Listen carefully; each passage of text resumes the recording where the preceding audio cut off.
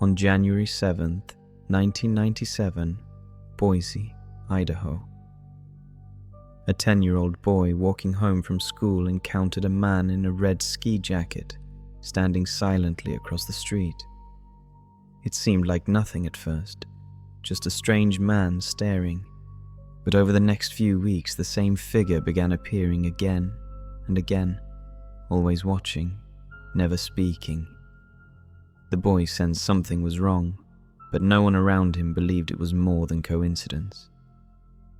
Less than a month later, that same man was arrested in a neighboring town for the abduction of 2 young boys. The man had no prior record, no apparent motive, and no connection to any of the victims. Years after the arrest, now an adult, the boy, who survived what could have been something far worse, shared his full account online. What he described paints a chilling portrait of how close evil can get before anyone notices. This is what he remembered. It was January 1997. I had just turned 10. We lived on a quiet street in Boise, Idaho, not far from Bora High School. Back then, you could still walk to school without parents freaking out. It was a different time. That day was freezing. One of those mornings where your breath fogs up immediately and your hands sting even in mittens. I was walking home alone because my sister had choir practice, and Mom was working a double. I remember I had my hoodie pulled tight and my backpack slung over one shoulder like I always did. I liked cutting through the alley behind our house to save a few minutes. That's when I saw him for the first time. He was standing at the mouth of the alley across the street. He wasn't moving, just standing there with his hands in the pockets of a bright red ski jacket. His face was pale, not ghostly or anything, just real white, like he didn't go outside much. He didn't look homeless. He looked normal. That was the weird part. I slowed down and looked at him, thinking maybe he needed help or something, but he just stared back. No nod, no expression, just that blank stare. I crossed the street fast and didn't look back. When I got home, I locked the door and tried to forget about it. I didn't even tell anyone. It just didn't feel big enough to bring up, I guess. 2 days later, I saw him again. This time I was walking home with a friend from class. We were joking around, kicking chunks of ice down the sidewalk. My friend turned the corner ahead of me, and I stopped to retie my bootlace. That's when I noticed the guy again. Same red jacket, same posture, standing at the corner by the telephone pole, just watching us. I got that tight feeling in my stomach. I nudged my friend and said, "Let's go the long way." He asked why, and I just said, "I don't like that guy." We cut through a different street and ran part of the way back. That night I told my mom. She didn't make a big deal about it, just told me not to talk to strangers and to stick with my sister when possible. The usual stuff. She probably thought I was just being dramatic. I wasn't. The next week I saw him 4 times. Each time he was somewhere different. By the 7-Eleven across from the school, near the corner where the school buses lined up, even once by the playground fence during recess. Always far enough not to seem threatening, always staring. It got to the point where I stopped sleeping well. Every night I kept thinking I'd wake up and he'd be outside my window. I started closing my curtains tight and checking every lock before bed. I was just a kid, but I knew this wasn't right. I didn't say anything else to my mom because I knew she'd just brush it off again. I started walking home a different way each day. I made up reasons to stay late after school or leave with other kids, but it didn't matter. He was always there. It was like he knew my schedule. No matter what I changed, he'd show up somewhere, just far enough away to make it not technically illegal, but close enough to make my skin crawl. Then one Friday afternoon it got worse. I had detention, nothing serious. I forgot to do some assignments. By the time I walked home, it was getting dark. I cut through a side street near the railroad tracks. That's when I saw him, closer than ever. He was standing right on the sidewalk ahead, maybe 20 feet away. No one else was around, no cars, no lights. I froze. He didn't move. I pretended to check my shoelace again and backed up slowly, then turned and ran as fast as I could all the way home. I didn't look back. My lungs burned by the time I got to our front door. I locked it behind me and just sat there on the floor, shaking. After a while, I went to the kitchen and made some instant mac and cheese. I didn't feel like eating it, but I needed something normal. That night, I told my sister everything. She didn't laugh or call me crazy, she just listened. Then she told me she thought she saw someone in a red jacket staring through the fence while she was at choir practice earlier that week. We told our mom again. This time, she took it seriously. She called the school and reported what we saw. They said they hadn't noticed anyone, but they'd keep an eye out. We didn't hear anything after that, and for a few days, I didn't see the guy again. I started to relax. Not fully, but enough to sleep through the night. I stopped changing my walking route. I even went back to cutting through the alley again. But it wasn't over. The last time I saw him was the worst. It was a Tuesday, February 4th, 1997. I remember because that was the day our teacher handed out the Valentine's Day party sign-up sheet. I walked home like normal. I was halfway down my street when I looked over and saw him. This time, he wasn't standing far away. He was across the street, just standing on the edge of our neighbor's lawn. No expression, just watching. I dropped my backpack and ran inside. That night, the local news came on with a breaking story. A man had been arrested in Meridian, about 20 minutes from us. He'd abducted 2 boys from Nampa, both around my age. Kept them tied up in his basement for days. One of the kids escaped and led police to the house. They showed the mugshot. It was the man in the red jacket.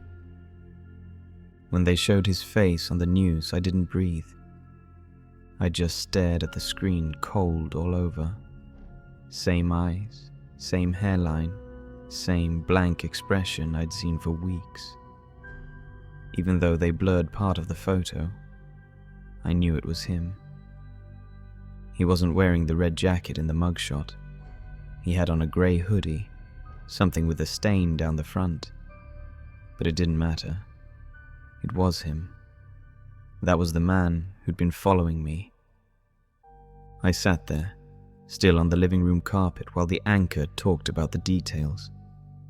I didn't move until my mom came in from the kitchen. She asked me what was wrong, and I pointed to the TV. The name they gave was Warren Gerald Fox, age 36. Lived alone in a rented house in Meridian, unemployed, no criminal record, but neighbors said he was quiet and kept to himself. One of them said he used to drive a white van. That white van had been parked one street over from our house for days. I remember walking past it on the way to school. It was always there, always empty. I even kicked snow off its tire one morning because it was frozen solid to the curb. I never thought anything of it. Why would I? Turns out that van was registered to him. One of the boys managed to slip a hand out of his restraints and escape through a basement window. He flagged down a driver and led the police back to the house. The other boy was still chained when the police got there. I think about those kids a lot. The news ran with the story for about 2 weeks. I recorded one of the broadcasts on a blank VHS tape and kept it hidden in my sock drawer. Not sure why. Maybe I didn't want to forget what he looked like in case I ever saw him again. I barely slept that first week after the arrest. Every sound made me jump. Every knock at the door felt like it could be him somehow. I knew it couldn't be, but that feeling didn't care about logic. It was just fear. I kept going over every time I saw him. How long had he really been watching me? What would have happened if I hadn't changed my walking route that day when he was waiting ahead? What if I'd been alone during recess? What if I'd walked a little slower? A few months later, a detective came to our house.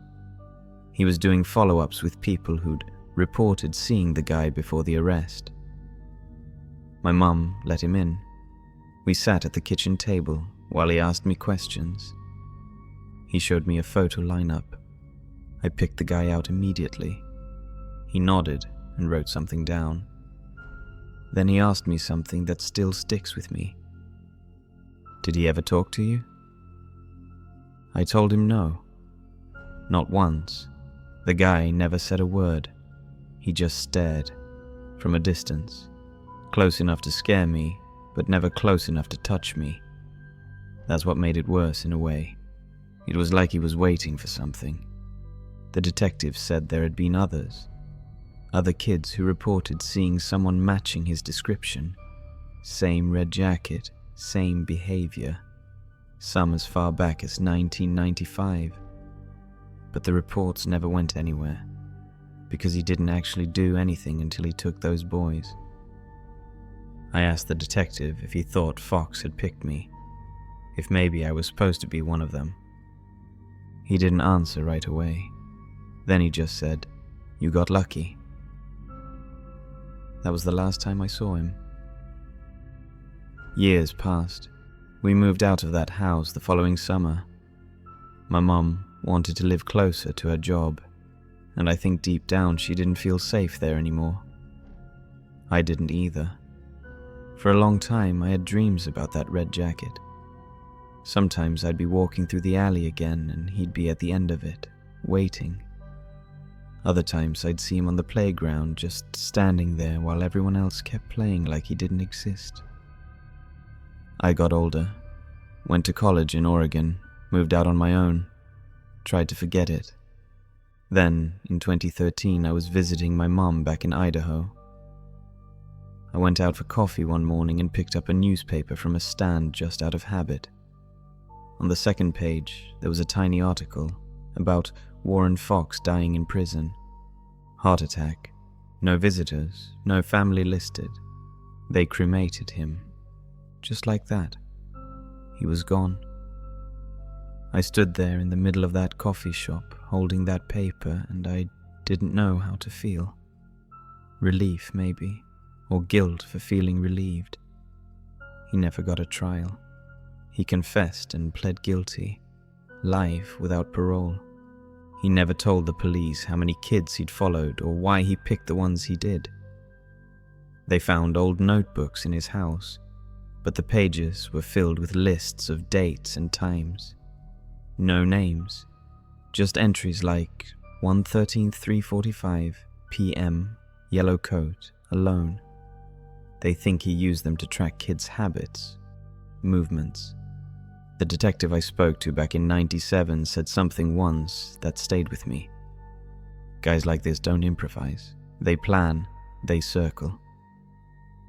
I'm 38 now. I have a kid of my own, a daughter. She's 9, old enough to walk home from school, but I don't let her. I pick her up every day, no matter what. I don't care if I'm 5 minutes late to a meeting. I don't care if it's inconvenient. Sometimes I catch myself watching strangers too closely, checking to see if they're watching her, watching us. It's not paranoia. It's just something that never leaves you. Because no matter how much time goes by, I still remember what it felt like. That cold January day, that alley, and the man in the red jacket who never said a word, but told me everything I needed to know. For more scary horror stories like this, please consider leaving a like and subscribing. Thank you.